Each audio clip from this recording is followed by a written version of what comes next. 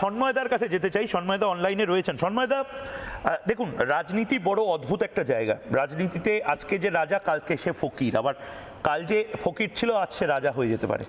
রাজনীতিতে ওই সিনেমার মতন, সিনেমা রিলিজ হয়ে যাওয়ার পরে হিট হবে না ফ্লপ হবে, মানুষ অ্যাকসেপ্ট করবে কিনা শনিবার সকালবেলাই বোঝা যায়, শুক্রবার কিন্তু রিলিজ হওয়ার পরে বোঝা যায় না। হুমায়ুন কবির আজকে যে কথাটা বলছেন, লোকে, আমি একদম সহজ ভাষায় বলছি, অনেকে খিল্লি করছে, অনেকে হয়তো মস্করা করছে, কিন্তু হুমায়ুন কবির যে পরিমাণ ক্রাউড গ্যাদার করছে, হুমায়ুন কবির যে পরিমাণ মানুষজনকে কাছে টানছে, এবং প্রান্তিক সংখ্যালঘু মানুষ, হুমায়ুন কবিরের এই কথাটা আবার মিলে যাবে না তো, যে মমতা বন্দ্যোপাধ্যায় যেভাবে ভোট কাটাকুটি বা যেভাবে একবজ্ঞাভাবে লড়াইটা হচ্ছে এবার বিজেপি বনাম হুমায়ুন কবিরদের, 3 নম্বরে মমতা বন্দ্যোপাধ্যায় চলে যেতে পারবেন, এরকম একটা সম্ভাবনা কি হতে পারে? মানে 1%ও কি চান্স আছে? ময়ূক, একটা কথা বলি, আমি অনেক দূর থেকে তোমাদের এই টক শোতে বসছি, একটু আনইন্টারাপ্টেড বলতে। প্রথম কথা হচ্ছে যে দেখো, এই হাইপোথেটিক্যাল আলোচনা আমি যেতে রাজি নই যে 1 নম্বরে কে যাবে, 3 নম্বরে কে যাবে, 2 নম্বরে কে যাবে। তুমি বলো তো একটা কথা, আমি বলছি, আমি দেখো মাদ্রাসা শিক্ষা ব্যবস্থার সম্বন্ধে আমার খুব বেশি আস্থা নেই, পরিষ্কার বলছি, এটা আমার বলতে কোনো অসুবিধা নেই। কিন্তু কে তোমাকে দিব্যি দিয়েছিল 2011-এ ক্ষমতায় আসার পর ব্রাত্য বসুকে দিয়ে বলানো যে আমরা 10,000 মাদ্রাসার স্বীকৃতি দেবো, অর্থাৎ মুসলিম পপুলেশনকে আলাদা করে মুসলিম ভোট ব্যাংক ভেবে আমি 10,000 মাদ্রাসার গল্পটা মুসলিম জনমনে প্রতিষ্ঠিত করে দিলাম। 10,000 মাদ্রাসার স্বপ্ন দেখেন, দেখিয়ে তুমি 235 মাদ্রাসা দিয়ে দিলে, দিয়ে আজকে এই 15 বছর রাজ্য শাসনের পর 600 আশেপাশে, কামালদা ভালো বলতে পারবে, মাদ্রাসা শিক্ষা ইনস্টিটিউশন আছে।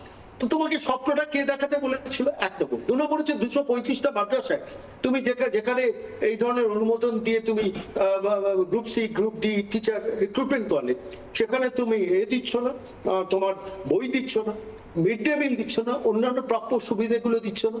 অর্থাৎ আলটিমেটলি তুমি প্রতারণা করছো মাইনরিটি কমিউনিটির সঙ্গে। মাদ্রাসা তো বেসিক্যালি মাইনরিটি কমিউনিটিদের করে ফিট করে, ফলত তুমি তাদের সঙ্গে ওই প্রতারণাটা করছো। তোমাকে তো কেউ বলেনি, দিব্যি দেয়নি যে তোমাকে বলতেই হবে এই কথাটা। তুমি বলো, আমি একটা প্রশ্ন আমাকে মাঝে মাঝে ভাবায় যে মমতা বন্দ্যোপাধ্যায় ইমামদের ভাতা দেওয়ার জন্য খুব কম মাদ্রাসাতে, খুব কম সংখ্যক। দায়িত্ব নিয়ে বলছি, আমি একটু বলি রিপোর্ট, এবার ইন্টারাপ্ট করতে চাইছি না, দাদা বলছি বাইরে। ইমামদের তুমি ভাতা 2,500 টাকা করে ডিক্লেয়ার করলে কোন সালে? 2012-13 সালে। আচ্ছা, পুরোহিতদের ভাতা ডিক্লেয়ার করলে কবে? তুমি করলে 2018 সালের পর। অর্থাৎ ইমামদের 2,500 পরবর্তীকালে মামলা মোকদ্দমা হয়ে ওটা ওয়াকফ এর মধ্যে চলে গেল, কিন্তু প্রশ্নটা হচ্ছে যে তুমি 2,500 ইমামদের দিলে, তুমি পুরোহিতদের দিলে 1,000 টাকা। রিকগনাইজ পুরোহিত সংস্থাগুলোর পুরোহিত আছে এই পশ্চিমবঙ্গে 8.5 লক্ষ। তার মধ্যে তুমি বাঁচলে কজনকে? 8,000 পুরোহিতকে 1,000 টাকা করে ভাতা। কেন 2,500 টাকা নয়? এখন স্বাভাবিকভাবে দুটো কমিউনিটির মধ্যে বিভেদ তৈরি করার এই প্রচেষ্টাটা আমি বলছি মমতা বন্দ্যোপাধ্যায় করেছে, এ তো অস্বীকার করে লাভ নেই। দুধেল গাই শব্দবন্ধটা পার্টিকুলার কমিউনিটি সম্বন্ধে কে বলেছেন? এ রাজ্যের মুখ্যমন্ত্রী বলেছেন। কোন দরকার ছিল আজকে একটা কমিউনিটিকে দুধেল গাই বলে দাগিয়ে দেওয়া? এখানে আজিজুল্লাহ বসে আছেন, আমি তাকেই বলছি কথাটা। মুসলিম জনসংখ্যা সব থেকে বেশি তো মুর্শিদাবাদে। সেই মুর্শিদাবাদের ইউনিভার্সিটি কত দেরিতে হয়েছিল? বিশ্বভারতীর পাশে বিশ্ববঙ্গ বিশ্ববিদ্যালয়, যখন বিশ্বভারতী বিশ্ববিদ্যালয় এক্সিস্ট করছে, তার পাশে বিশ্ববঙ্গ বিশ্ববিদ্যালয় হচ্ছে, তখনও মুর্শিদাবাদ ইউনিভার্সিটি পাইনি। তাও বা যখন মুর্শিদাবাদ ইউনিভার্সিটি পেল, সেখানে শিক্ষক নেই, গ্রুপ সি স্টাফ নেই, গ্রুপ ডি স্টাফ নেই, পার্মানেন্ট টিচার নেই। কেন এই অবস্থা? তুমি মাইনরিটিকে ভোটার হিসেবে চিহ্নিত করে রাখবে কেন? মাইনরিটিরা নাগরিক হন, অসুবিধাটা কোথায়? এবার আমি আরেকটা পয়েন্টে আসবো, যে পয়েন্টটা আজকে আলোচনা তোমরা তুলেছো হুমায়ুন কবিরকে। আচ্ছা বলো তো, হুমায়ুন কবির এই বাবরি মসজিদের ডিক্লারেশনটা কবে করেছে? 2024 সালে 12ই ডিসেম্বর। তখন কি তিনি পুরোপুরি তৃণমূলের বিধায়ক। 2024 সালের 12ই ডিসেম্বর তুমি বাবরি মসজিদের ডিক্লারেশনটা করলে, তারপর তুমি তাকে সাসপেন্ড করলে কবে? বহিষ্কার করলে না, কবে করলে 4ঠা ডিসেম্বর মমতা বন্দ্যোপাধ্যায় যখন বহরমপুরে সভা করতে যাচ্ছেন, বিকেল 3টেতে স্টেজে উঠবেন, দুপুর 1টার সময় তাকে ববি হাকিম তাকে সাসপেন্ড করলেন। আচ্ছা, একটা বছর ধরে তুমি প্রতীক জৈনকে ভাইপো পাঠালো তাকে মাদ্রাসা, মানে যাতে সে বাবরি মসজিদ থেকে পিছিয়ে আসে। তুমি মমতা বন্দ্যোপাধ্যায়, আপনি মমতা বন্দ্যোপাধ্যায় রাজ্যের মুখ্যমন্ত্রী, আপনি বিধানসভার মধ্যে এই হুমায়ুন তুই বস বলে ডিক্লেয়ার করেন, সেখানে হুমায়ুনকে নিয়ে বসে বললেন না কেন যে বাবরি মসজিদ তুমি করো না? তার মানে বাবরি মসজিদের পেছনে মমতা বন্দ্যোপাধ্যায় ইন্ধন ছিল, কিন্তু এটা এত হাইপ উঠে যাবে সেটা বুঝতে পারেননি, যার জন্য হুমায়ুনকে সাসপেন্ড করলেন, বহিষ্কার করলেন। আজও কিন্তু হুমায়ুন কবির বহিষ্কৃত নয় তৃণমূল কংগ্রেস থেকে।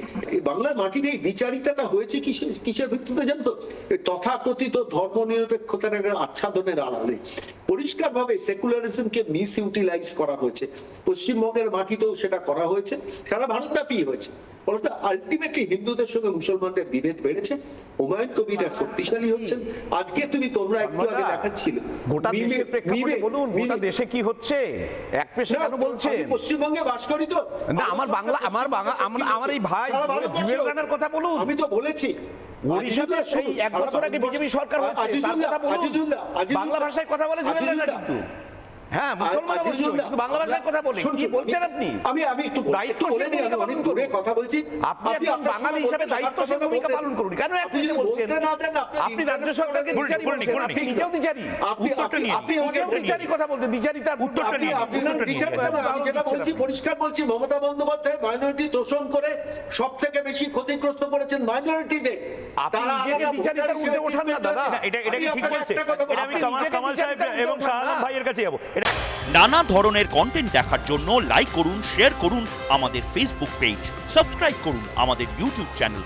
পাশাপাশি অন্যান্য ব্রেকিং নিউজের জন্য অবশ্যই চোখ রাখুন রিপাবলিক বাংলায়।